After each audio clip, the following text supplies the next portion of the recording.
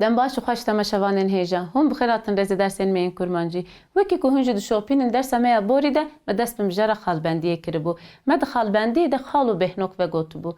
Îro jî em ê behsa pirsnîşan, xalêcot, xalbehnok û kevanekê bikin.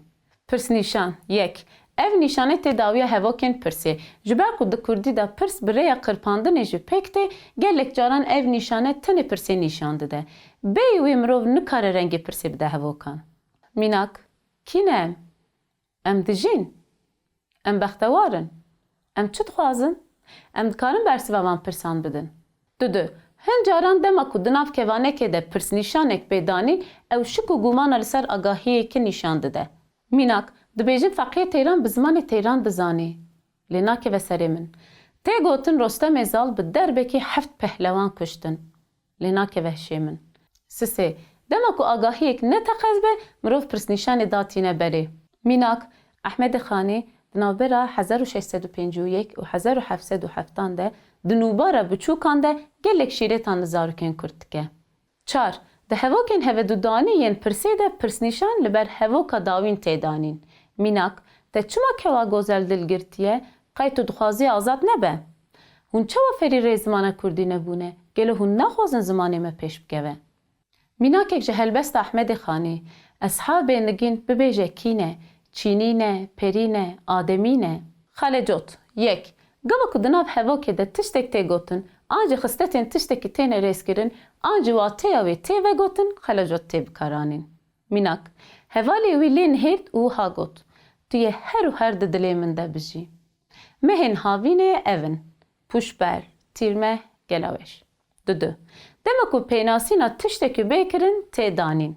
Mînak jineolojî zanista jinê ye. İştar xwedawenda şer û evînê ye. Sisê beriya axaftin û hevokên veguhestî tê danîn. Mînak Osman Sabrî dibêje zimanhêzî welatparêzî ye. Got avê çima deng şite tê? Got hevalê min kevir e. Mînakek ji helbesta Cegerxwîn li Kerkûk û li Weşoxan û Amed li bermayên Mêtin û Horî û Met nego belkî bibênim ez şîrîn qet. Belê çi bikim nedî min ew, nedî min. Sisê di bîrkariyê de ji bo dabeşkirinê wekî nîşaneyê tê danîn. Mînak 20 dabeş du 10, 45 dabeş 5 neh. 5. Di deqên wêjeyî de dema ku gotûbêj hebe piştî navê kesê ku di peyve tê danîn. Mînak xatûn kiro sêlka virda bîne, mîr dixwaze te bibîne, buha ji te bistîne, lawiko ez birîndarim. Zembilfiroş xatûna mina delale, min bihîst mîr nel male, bazara min malê helale, xatûnê ez tobedarim. 6. Di demê de ji bo nîşandana demjimêr û xulekê tê bikaranîn. Mînak 5 û nîv 10 û 4 45. Xale behnok 1. Ev nîşane dikeve navbera du hevokên bi hev ve girêdayî yên ku hev temam dikin. Mînak xerabkirin rehet e, çêkirin zehmet e. 0, 2, 4 cot, 1, 3, 5 ferin. Du. Ji bo cudakirina komekên hevokên ku hêmanên wan bi behnokan ji hev hatine cudakirin tê bikaranîn. Mînak dilê min baş dizane, tîna giyana te guh nade agirê dojehê. Ji wan re bibêjin bila dest ji vê desthilatdariya xwe berdin, nexwe ew ê reverev birevin. Sisê ji mînakên ku tên rêzkirin ên ji aliyê cûrê wateyê ve ji hev cuda biriya xelebehnokê ji hev tên cudakirin. Mînak divê mirov welatên û paytextên wan ji hev cuda bike.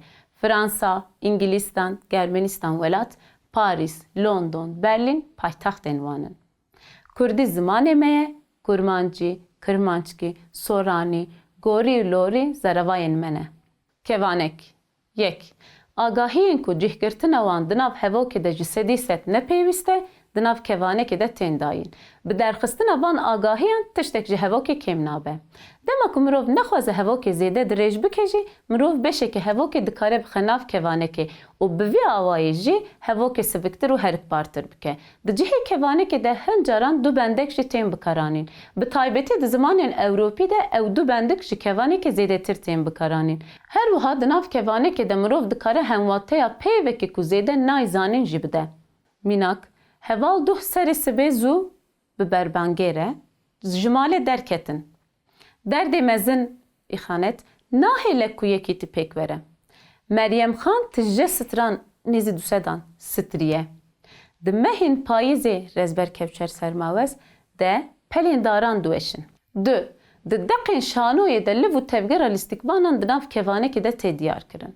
Mînak, kalo hêdika nêzîkî ber mêve firoş bû û bi dengekî nizm got: Ka xwarzê 2 kîlo sêv bide min.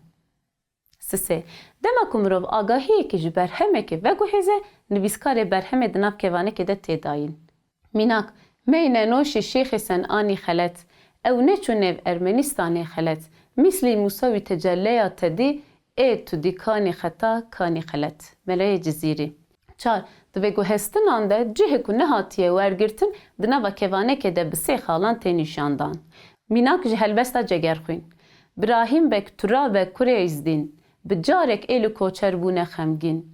Ne gul mane di baxan de ne beybûn, di bin lingên neyaran çilmisîn çûn. Ji xew rabe were ey mîrdiya dîn, binêreka çilo ne kulp û farqîn. Belê temaşevanên hêja, em gehaştin dawiya bernameya xwe ya îroyîn. Heta bernameyekî din bimînin di xêrê xweşiyê de. Zimanê me ne zimanê bijartê ye. Zimanê me yê şaristanî, perwerdehî û zanistê ye. Dem baş.